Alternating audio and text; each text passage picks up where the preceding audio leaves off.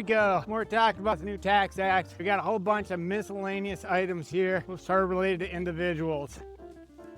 Couple of cancellations coming up at the end of the year. Tax credits for home efficiencies. So we're talking heaters, furnaces, windows, AC units.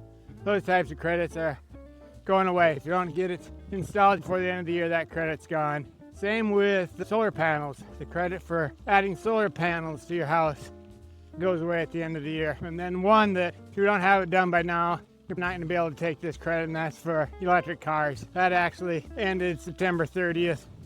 All right, this should actually be of a bit of help to individual taxpayers.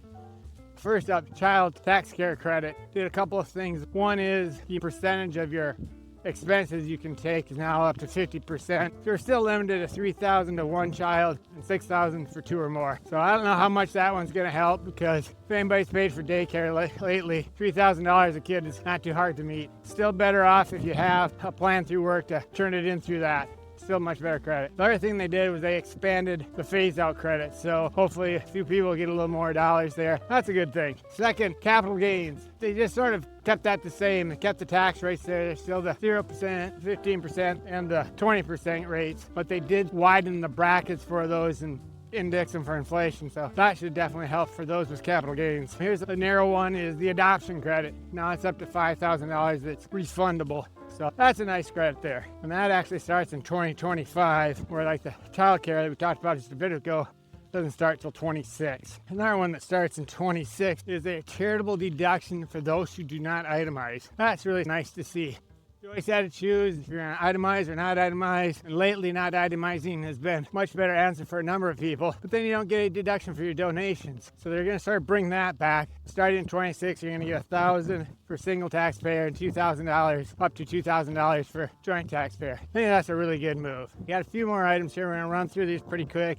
The premium tax credit for insurance if you're on like a state plan, limited if you had your income was too high for the credits you were given, you only had to pay back a portion of it. Starting in 2026, you're gonna have to pay back 100% of it. Real key there is when you're signing up, don't underestimate your income, because you're gonna end up paying it back. Or if you have a change and your income suddenly goes up, be aware you're gonna pay some of it back or try to get the credits you're getting each month reduced so you don't have that big payment come back in April. 529 plans, they expanded what expenses are allowable to be refunded, mostly in the K through 12 area, so that should be a little help there. And then here's a couple of odd new things that we're gonna have to learn about as we go. There's an additional tax credit, $1,700 for donations to scholarship granting organizations. We have really no idea what that means. Presumably, you give to an organization that hands out scholarships. I think the real key is you can't give to an organization such as your church that also has a private school and then have your child get a scholarship. I don't think that's the intent of it, but it's really new.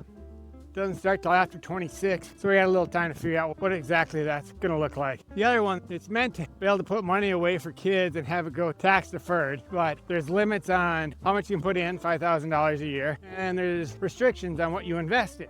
So we're gonna have to see what all that brings. The other part about it is it's tax deferred, not tax exempt. So 529 plans, if you're looking to put away for education, are probably gonna be a much better deal, especially when you can take the 529 plans and roll them over to a Roth IRA if the child doesn't use it for education. I really like that feature. So we're gonna have to see what happens. There's supposed to be funding for newborns for a couple of years. All really new stuff. We got a little over a year before they go into effect. We'll see what comes of this. Right now, most of the financial people I've talked with aren't super excited about it. I feel there's other things that do a better job than that. Who knows? We'll get some rulings, figure out what the rules are. All right, one last thing here. Wagering losses, betting losses. You used to be able to offset all of your winnings with your gambling losses. That is going to change here in 2026. It's now only going to be 90% of your winnings. So you hit that jackpot, you're not going to be able to wipe out all the income. You're only going to be able to wipe out 90%. So getting a little bit there, but probably not a major one. There we go. Starting to get some traffic, kids getting to school. I probably should get to work. Moving up here on our biker. So, signing off. Have a great day, everyone. Coming around on your left. Oh, I think that was my corner.